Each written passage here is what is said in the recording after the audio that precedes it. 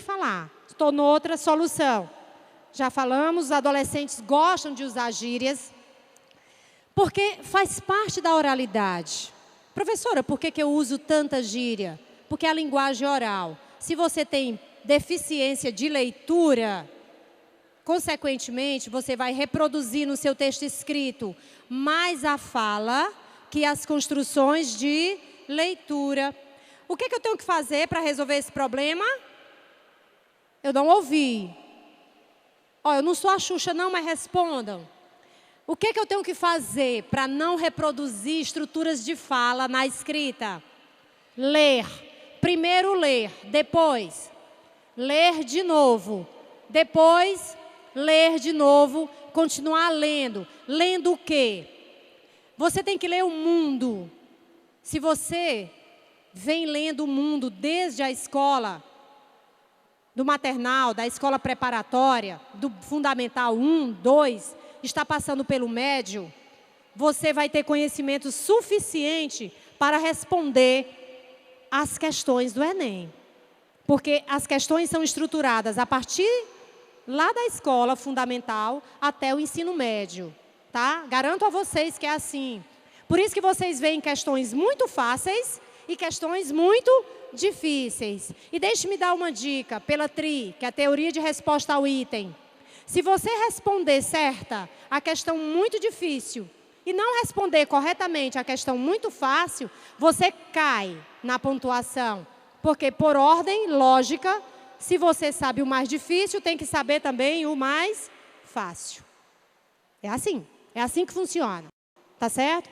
Muito bem, então daqui para frente, leitura, muita leitura, jornais, revistas, TV, outdoor, pessoas, conversem, livros, apostilas, módulos, muita leitura.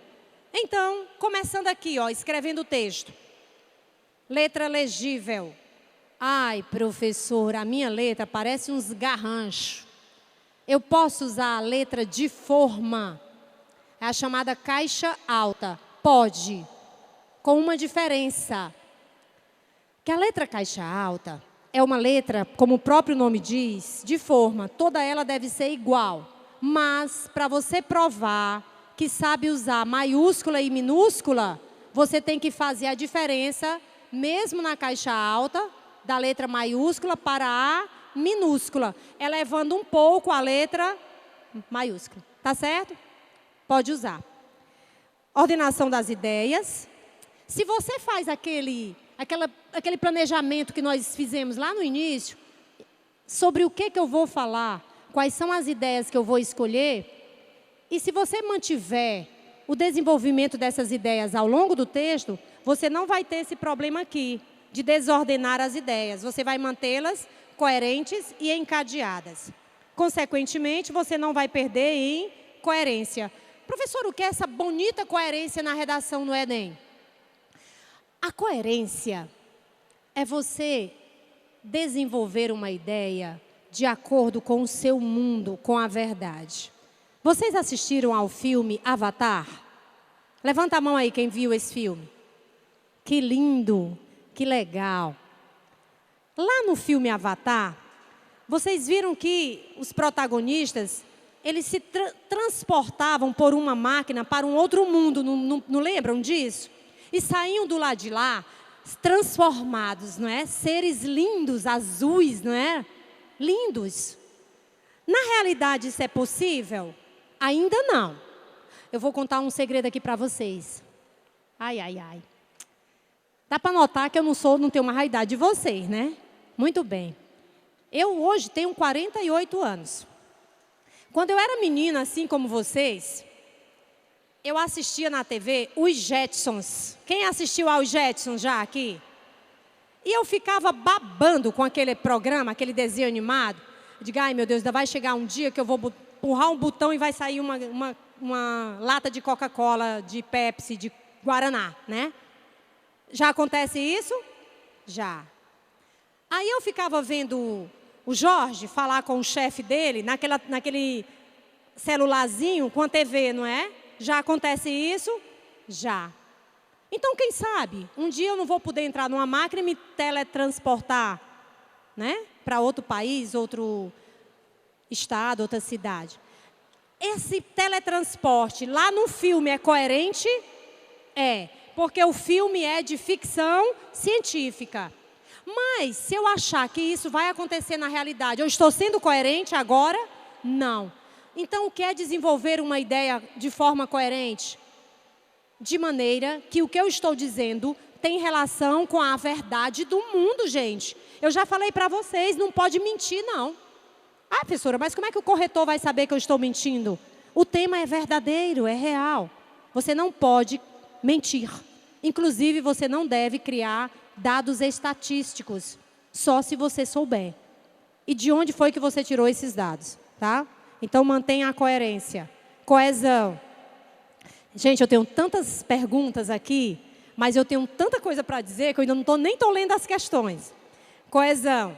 A redundância denuncia a falta de coesão. Não dê voltas no assunto, sem acrescentar dados novos. Isso é típico de quem não tem informação suficiente para compor o texto. Claro, eu não sei dizer, eu não sei o que dizer, então vou ficar igual aquele ônibus que a gente tinha aqui, aquela linha do Paranjana, que eu partia de um ponto e não dava volta e não voltava para o mesmo lugar, não era assim? Ainda tem um Paranjana. E o pior, que se eu quisesse ir para a Barra do Ceará e eu pegasse o ônibus contrário indo primeiro para o Messejana, não tinha problema, eu ia passar para o Messejana, mas eu ia chegar à Barra do Ceará, não ia? Pois tem aluno que faz assim no texto. Sai de um ponto, dá uma volta, faz uma circular assim, ó. Dá uma volta bem longa, dá uma volta 360 graus. Volta para o mesmo lugar. Isso é falta de informatividade. Professora, eu perco ponto, perde. Pelo não desenvolvimento da ideia. Isso é grave. Você pode ter uma redação aí entre 200 e 300 pontos. E não passa no Enem. Desenvolva ideias coerentes, coesas, não faça círculos. Inadequação. Aqui é fugir ao tema, já falamos disso. Estrutura dos parágrafos. O seu texto deve ser separado em parágrafos. Introdução. Tia, o que é que eu coloco na introdução? Muito bem. Anote aí o que é que você vai colocar na introdução. Já vou adiantar para a semana. Lembra que eu falei que você deveria transformar o tema numa questão? Então, responda ao tema, dando a sua posição, a sua opinião, considerando a sua opinião sobre o assunto. Então, minha opinião sobre o assunto e os motivos, um ou dois motivos que me levam a dizer o que eu disse no início do texto. Essa é a introdução. Olha como é simples desenvolver o texto. Esses motivos, um ou dois motivos que você disse lá na introdução, serão justamente o corpo do seu texto. Você vai desenvolvê-los na argumentação. Professor, o problema é que está aí, como é que eu desenvolvo esses motivos? Aí tem que ter leitura, tem que ter informação. Então, para eu falar dos processos migratórios para o Brasil, eu deveria ter assistido ao jornal, ter lido jornais, ter lido meus livros de história, ter ouvido o professor, ter conversado com pessoas. Quais eram os povos que estavam vindo para cá no período? Espanhóis, haitianos, japoneses, coreanos. Por que eles estavam vindo? Problemas de conflitos internos, problemas econômicos, intercâmbio cultural. Se você sabe disso, você tem o que dizer. Depois que você diz isso, você dá a sua opinião. O que é que você pensa sobre isso? É o seu texto. E lá na conclusão, o que é que você tem que fazer? Como é que eu faço para resolver o problema da imigração? Legal, ilegal. Ela é legal? Ela é ilegal? Como é que o Brasil tem que se comportar? Tem que se vingar dos países que, de uma certa forma, acabam maltratando os brasileiros? Eu posso querer que o Brasil se vingue?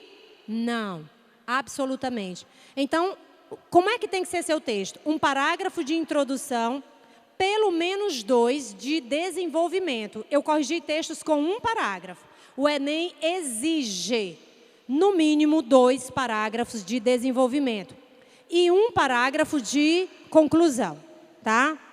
Muito bem, conselhos úteis. Evite a repetição de sons. Sabe aquelas frases? O problema da educação no Brasil está na estruturação da escola, que não vê na ação, estruturação, educação, ação. Evite essa repetição de sons. Possibilidade, verdade, sociedade. Evite os usos de repetição do gerúndio. Cantando, fazendo, deixando, sendo, tendo. Aí o seu texto fica endo, ou ando, ade, ismo. Tá certo? Evite isso. Repetir palavras sem necessidade. Repetir ideias, já falei. Exageros de conectivos, coloquialismos. Olha, só que...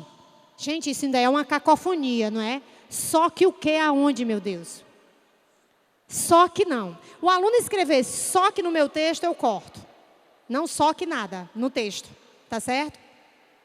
Daí, aí, tem que, fazer com que. São expressões de uso da oralidade.